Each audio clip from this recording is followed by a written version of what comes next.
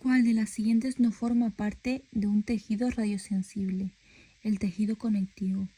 ¿Qué dos tipos de efectos estocásticos se pueden producir? Hereditarios y somáticos. ¿Cuál de las siguientes no es una etapa del síndrome de irradiación aguda? Los gastrointestinales. Los efectos estocásticos se observan a largo plazo, se pueden producir a dosis bajas, no existe una dosis umbral. Los dosímetros personales son ligeros y pequeños, de lectura sencilla, de materiales similares al tejido biológico. Todas son correctas. Los dosímetros de termoluminiscencia se utilizan para la vigilancia radiológica individual. ¿Qué quieren decir las siglas de SCSN? Consejo de Seguridad Nuclear. En medicina nuclear hay riesgo de radiación externa y de contaminación. ¿Cuál de las siguientes se vigila en el puesto de trabajo? Dosimetría ambiental. Para conseguir la vigilancia radiológica existen dos tipos de controles. La roja y la azul son correctas, o sea, la vigilancia radiológica personal y la vigilancia radiológica del ambiente de trabajo. ¿Cuántos tipos de límites de dosis hay? Límite de dosis efectiva, límite de dosis equivalente en cristalino y extremidades, límite de dosis equivalente en la piel. ¿Con qué detectores se mide la dosis equivalente a cristalino? Dosímetro de anillo y dosímetro de muñeca. La de tórax, no. Para el cristalino, no. ¿Qué miden los monitores de radiación en las áreas de trabajo? La exposición. Emisión de luz de sustancias al ser calentadas después de haber sido expuestas a la radiación ionizante es el dosímetro de termoluminiscencia. De las siguientes opciones, ¿cuál no es correcta respecto a los dosímetros de termoluminiscencia? Todas son correctas. Son reutilizables, proporcionan más exactitud que los de película fotográfica. Tras ser irradiados necesitan ser calentados para emitir luz. Indica la opción incorrecta. Los monitores de tasa de exposición miden la dosimetría personal. ¿Qué modo se emplea en la medición del número de impulsos en un tiempo determinado? Corriente. Para conseguir la vigilancia radiológica, ¿cuántos tipos existen? 2. ¿Qué unidad de medida utilizan los dosímetros en tasa de dosis? MSV/H. ¿Qué tipo de radiación miden los monitores de ventana cerrada? Radiación gamma. ¿Qué tipo de dosímetros se utilizan para medir la radiación profunda y superficial? Digital. ¿Qué tipo de dosímetro personal conocemos? Los dosímetros de termoluminiscencia y dosímetros personales de lectura directa. ¿Cuál no es una característica dentro de los dosímetros personales? De lectura sencilla y equívoca. ¿Cuál es la respuesta correcta sobre los dosímetros personales de lectura directa? Son dosímetros activos. El riesgo de contaminación existe cuando se manejan fuentes no encapsuladas. Es verdadero. Señala la respuesta correcta. La lectura dosimétrica es acumulativa con el tiempo, carácter mensual. ¿Qué tipo de medida es el análisis de excretas? Medida indirecta. En los efectos deterministas se produce la muerte celular. En los efectos estocásticos, los efectos se observan a largo plazo. La relación entre la dosis absorbida y la fracción de células supervivientes es inversamente proporcional. ¿En qué etapa hay falta de síntomas? Latente. ¿Cuál de las siguientes características son del efecto determinista? Todas son correctas. Tienen dosis de umbral.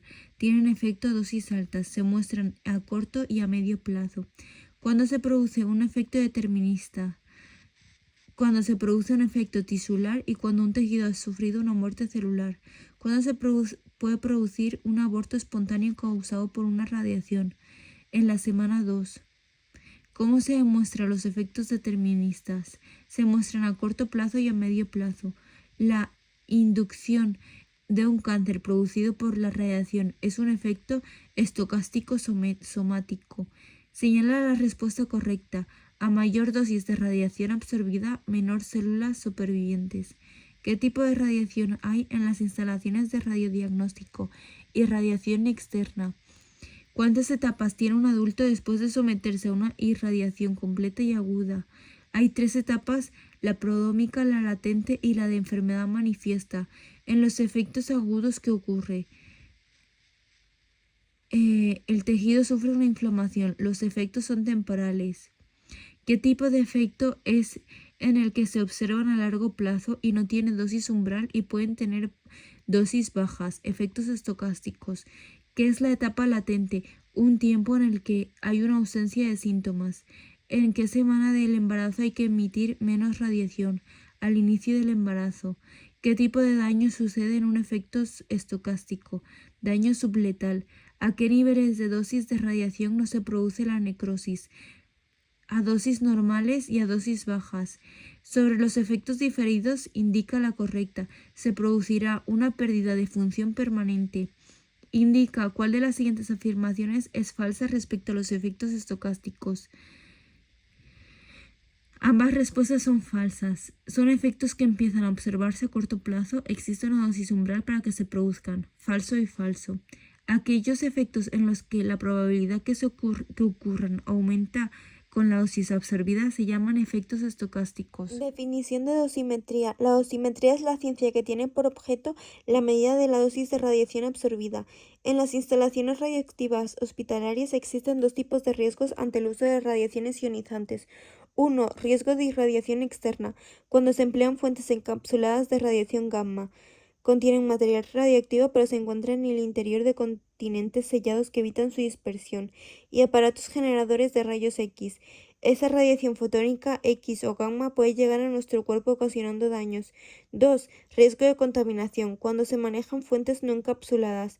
En unidades de medicina nuclear se encuentran ambos tipos de riesgos, y en las instalaciones de radioterapia y radiodiagnóstico, riesgo de irradiación externa. En las instalaciones radioactivas hospitalarias se deben emplear equipos adecuados de la medida de radiación para la vigilancia radiológica de las instalaciones. Para conseguir la vigilancia radiológica existen 2 tipos de controles. 1. Vigilancia radiológica del ambiente de trabajo. Para la dosimetría ambiental, se utilizan dispositivos que miden las dosis en puntos claves de la instalación radiactiva. Se utiliza dependiendo del riesgo radiológico. 1. Riesgo de irradiación externa. Medición de las tasas de dosis externas especificando la naturaleza y la calidad de las radiaciones que se trate. Los dispositivos empleados se llaman monitores de radiación. 2. Riesgo de contaminación. Medición de las concentraciones de actividad en el aire y la contaminación superficial especificando la naturaleza de las sustancias radiactivas contaminantes y sus estados físicos químicos. Los dispositivos empleados se llaman monitores de contaminación. Para conseguir la vigilancia radiológica existen 2 tipos de controles. 1. Vigilancia radiológica del ambiente de trabajo, que ya lo hemos mencionado antes. Y 2. Vigilancia radiológica personal, que es una medida periódica de la dosis acumulada por cada individuo durante su trabajo. Abarca 2 aspectos, que serían: riesgo de irradiación externa. Se realiza la dosimetría personal externa, control y medida de la dosis recibida por irradiación externa, y se utilizan para ello los llamados dosímetros personales. Riesgo de contaminación. Se utiliza la dosimetría personal interna, evaluación de la dosis a partir de los datos de la actividad de un determinado radionucleido incorporado en el organismo. La evaluación de la dosis es compleja, realizándose medidas directas, contador de radioactividad corporal, o indirectas, mediante el análisis discretas. Dosímetros personales. Para la vigilancia radiológica individual, en instalaciones en las que existe el riesgo de irradiación externa, tienen las siguientes características: pequeño tamaño y peso, construido con materiales equivalentes a tejido biológico, apropiados para la medida de la radiación a la que el trabajador se ve expuesto. La lectura debe ser sencilla e inequívoca. Los sistemas más utilizados son los dosímetros de termoluminiscencia y los basados en detectores de semiconductor o de ionización gaseosa. Los dosímetros de termoluminiscencia no proporcionan una lectura instantánea, tratamiento posterior, y los basados en semiconductor o en detectores gaseosos son dosímetros activos que proporcionan una lectura instantánea en el momento en el que son irradiados. Para valorar si cumplen los límites de dosis efectiva y dosis equivalente en piel, se utilizan dosímetros de tórax corporales. Para valorar si se cumplen los límites de dosis equivalente en cristalino y extremidades, se utiliza un dosímetro de anillo, muñeca o de lente. Dosímetros de termoluminiscencia. La termoluminiscencia es la emisión de luz de ciertas sustancias al ser calentadas después de haber sido expuestas a radiación ionizante. Las radiaciones ionizantes, al atravesar ciertos materiales, ceden su parte de energía produciendo fenómenos de excitación. La intensidad de la luz emitida está directamente relacionada con la dosis de radiación recibida por el material. También se utilizan para dosimetría ambiental y se colocan en las zonas de instalación de la que se desee obtener información dosimétrica. Son dosímetros pasivos. Los dosímetros tienen forma de discos, cristales, polvo o polvo sinterizado, prensado, y van alojados en un portadosímetro que se sujeta a la ropa del trabajo del profesional. Cuando el dosímetro ha sido irradiado, se mide en un lector de termoluminiscencia. Aparato que se calienta en el dosímetro en una cámara estanca a la luz exterior y que registra la intensidad de la luz emitida en un centro de dosimetría autorizado por el CSN. Los dosímetros por termoluminiscencia han sustituido a los de película fotográfica para dosimetría personal, exactitud y que son reutilizables. Los dosímetros personales de lectura directa son dosímetros digitales de pequeño tamaño basados en detectores de ionización o en detectores de semiconducción. Son dosímetros activos de lectura instantánea y de tasas de dosis para profunda y superficial. La lectura la puede dar de forma integrada en milisieverts durante un periodo de t o en modo corriente en tasa de dosis en MSV/H, o sea, milisievert por hora. Dosímetros de área, monitores de tasa de exposición o dosis. La vigilancia radiológica de las áreas de trabajo mediante monitores de radiación que miden la exposición miliroentgen y mili-R, la dosis absorbida o las respectivas tasas. Esos instrumentos, órgano detector de una cámara de ionización o un contador Geiger más sensible que los de la cámara de ionización, los monitores diseñados para medir distintos tipos de radiación, ventanas de pared delgada oculta por pantallas absorbentes desplazantes como objeto de medir, bien el efecto conjunto de la radiación beta y gamma, ventana abierta, beta y gamma, o solo la radiación gamma, que sería ventana cerrada. Los monitores destinados a medir la radiación X son de ventana cerrada. En todos los monitores está el sistema de comprobación del estado de las baterías. Los monitores de radiación pueden ser fijos y portátiles. Monitores de contaminación. Contaminación radioactiva es la presencia indeseable de sustancias radiactivas en una materia, una superficie, un medio cualquiera o una persona. Se emplea para la vigilancia de superficies de trabajo, para la clasificación de residuos radioactivos y para la localización de posibles fuentes extraviadas. Los monitores de contaminación pueden ser contadores proporcionales, contadores Geiger, de centelleo o detectores de semiconducción. Pueden ser fijos o portátiles para analizar superficies de trabajo. Es importante medir la actividad sin contaminar el órgano de detección, situación que podría dificultar otras medidas. Esto se hace midiendo una distancia prudencial o envolviendo el detector con un plástico.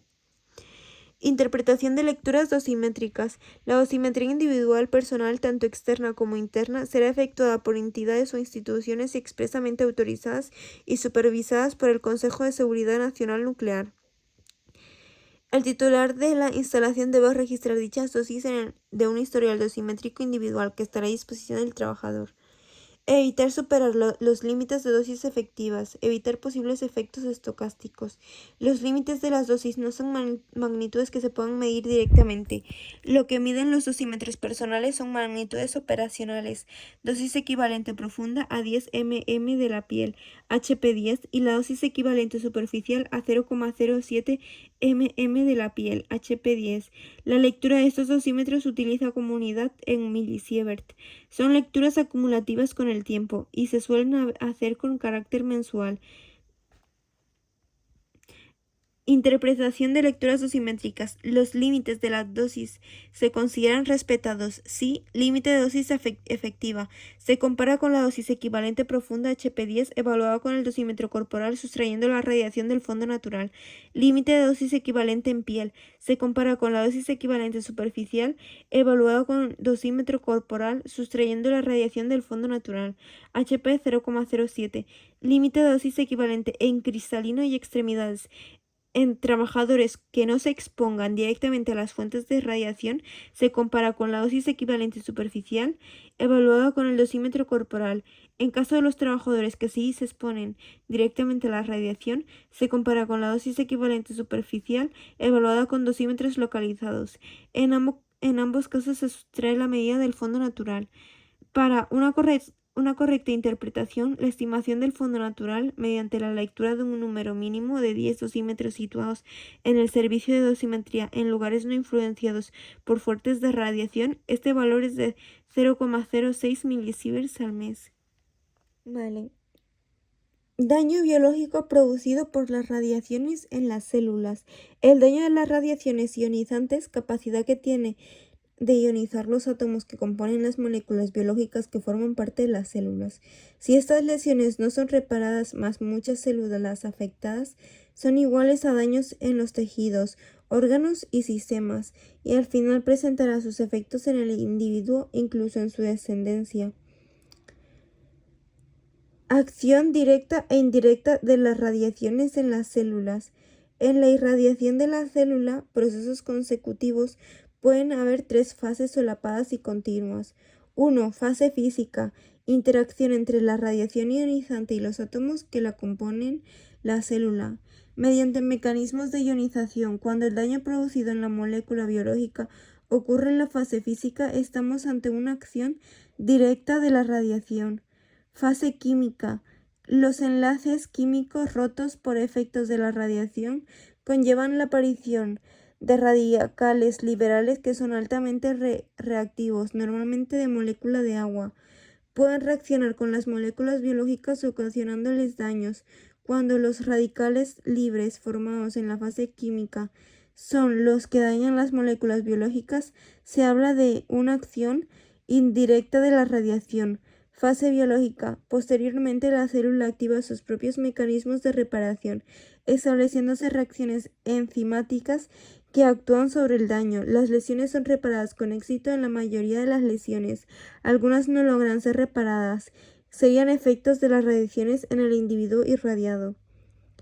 Alteraciones producidas en la célula debido a las radiaciones. Cuando la radiación ionizante incide sobre la célula, el daño producido dependerá de la parte de la célula dañada. Daño en la membrana celular. Alteraciones de la permeabilidad. No pueden ser intercambiar fluidos y nutrientes con normalidad.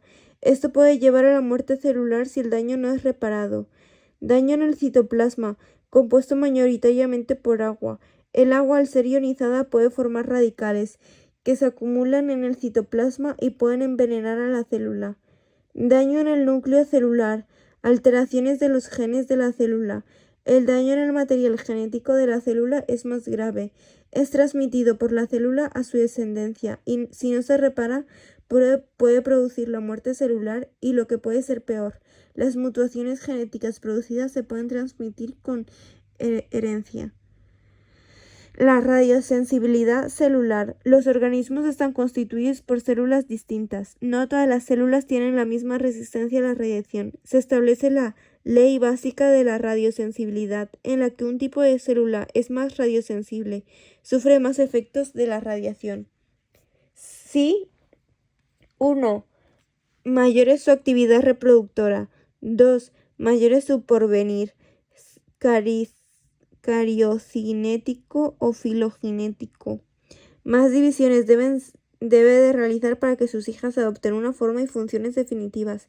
Su función es reemplazar las células diferenciadas que se van perdiendo. 3. Menos diferenciadas. Tengan su morfología y sus funciones.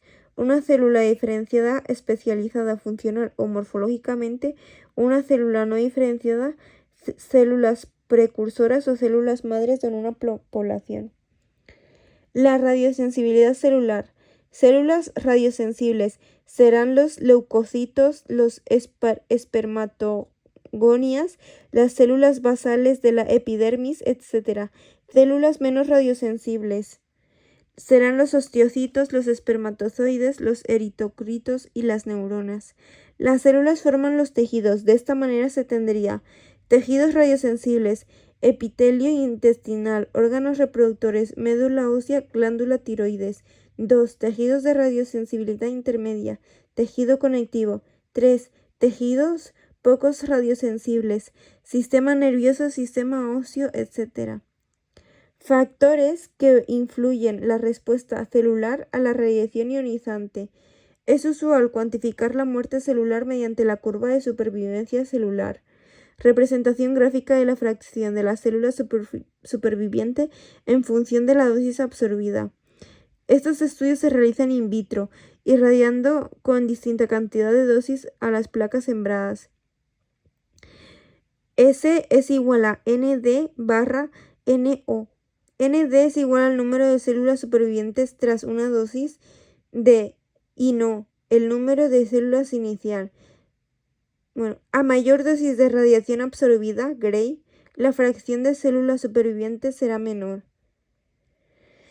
Factores que influyen a la respuesta celular a la radiación ionizante.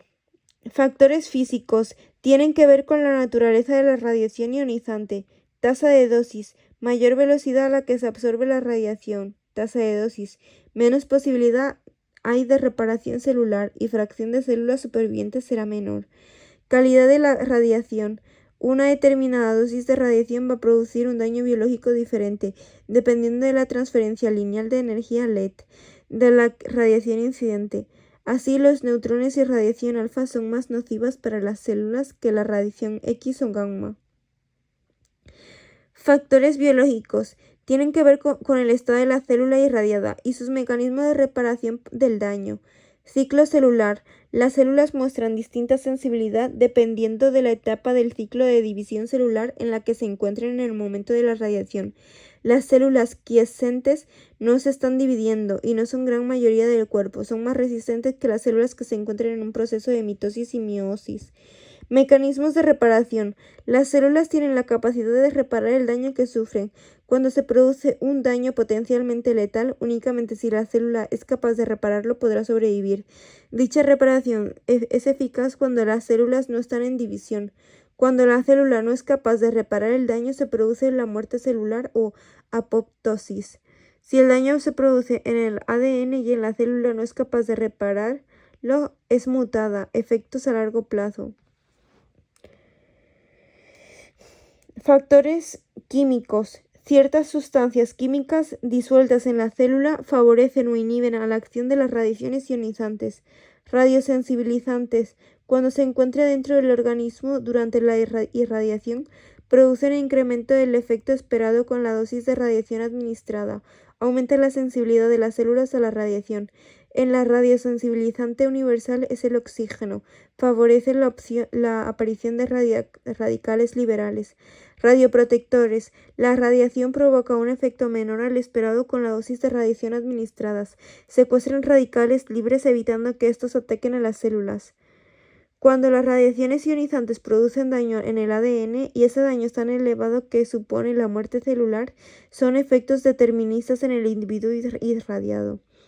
Estos efectos dependen de si la radiación ha sido parcial o total en el organismo.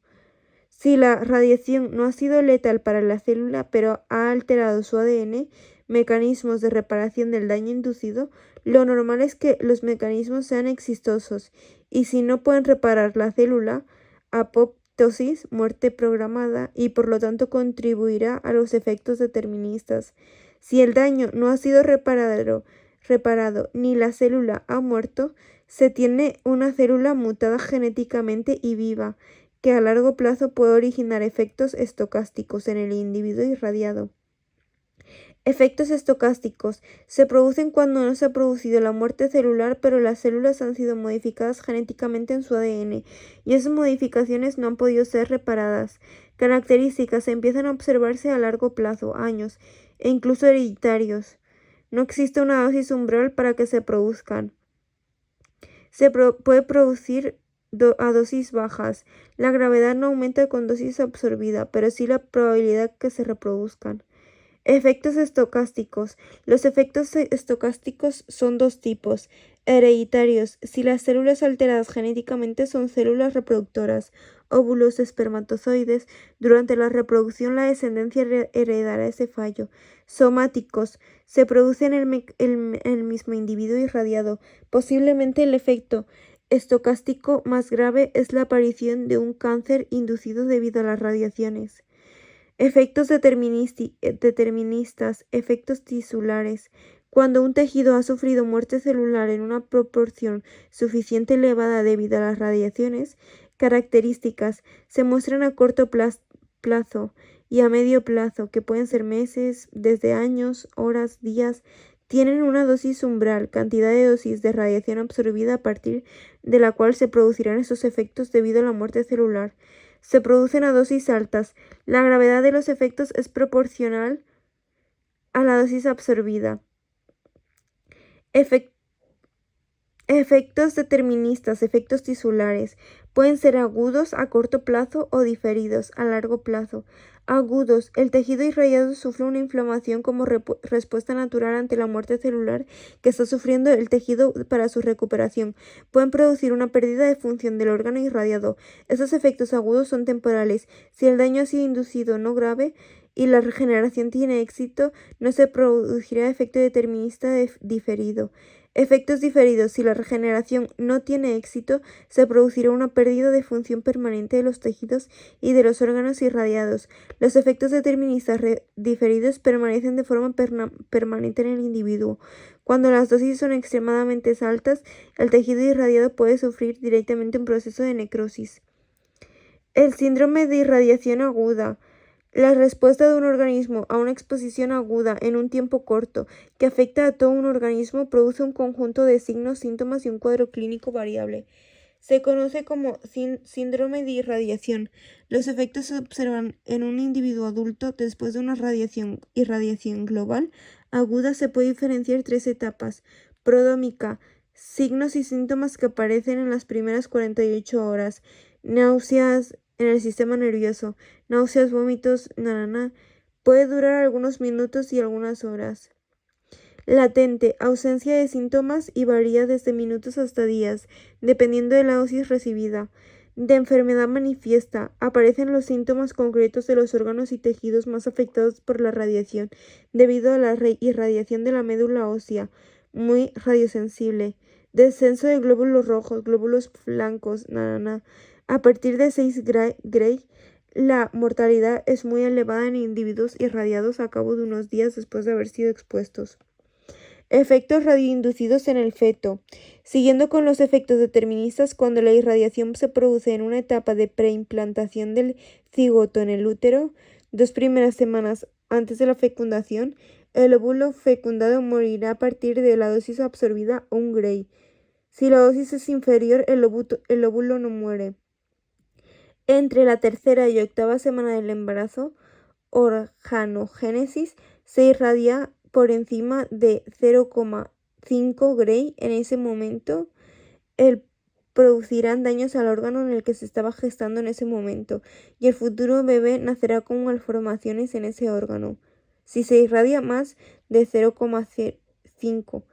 Semana 8. El feto entra en un periodo fetal, en un periodo de maduración y nacimiento, Si se produce entre las semanas 8 o 15 a partir de 0,4 Gray, se puede originar un retraso mental en el futuro individuo desde la semana 15 a la 26. El riesgo de retraso mental, aunque menos severo.